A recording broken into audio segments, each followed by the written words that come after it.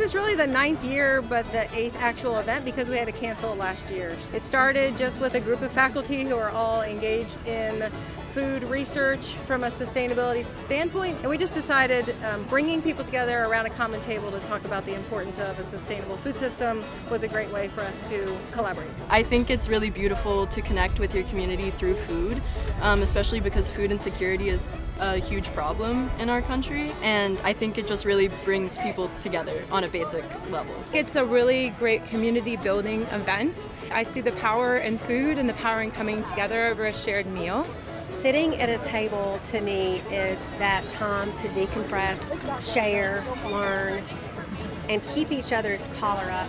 You know, it's that mental health piece at the end or the beginning of any day where you can get good insight. Just having the opportunity to not only raise awareness, but be part of a fundraising opportunity.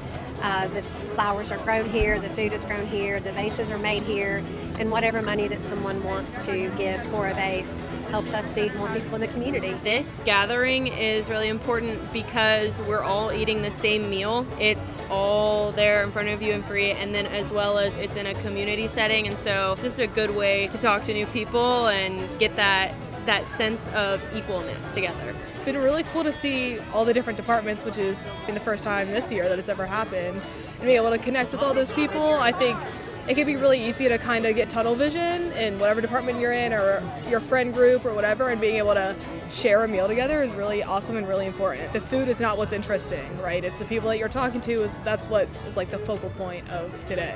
And I think especially after Hurricane Helene, in which we had to cancel the previous FEaST, it feels even more powerful to come together and to reflect on community. It was quite terrifying, to be honest. I live in areas surrounded by woods, and so hearing, I would say, the soundscape of Hurricane Helene was something that still sticks in my mind. We were fortunate not to have had any of the trees fall on the house, but over the shed blocking the driveway, and because my parents were there, we were able to get the car out of the driveway by patching it up by hand. Being a student during Hurricane Helene was stressful. I couldn't communicate with my family. I didn't know what was happening with school, with my community. It felt like everything was up in the air and scattered, really. We lost our entire driveway, our entire basement flooded, so we didn't have heat for a month.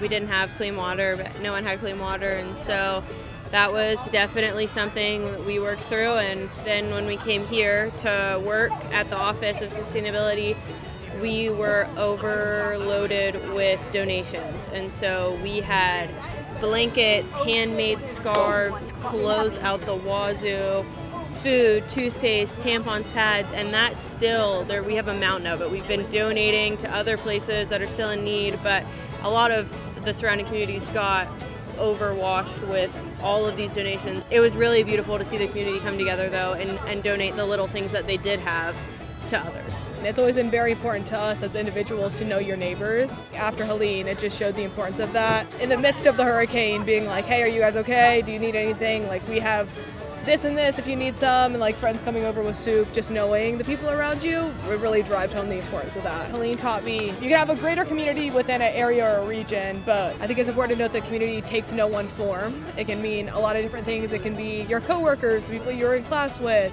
your neighbors like we mentioned earlier, and knowing that you can find community in any of those places is really beautiful and really important. Community, to me, is the place that you create that is safe, that is inclusive, and is compassionate and generous.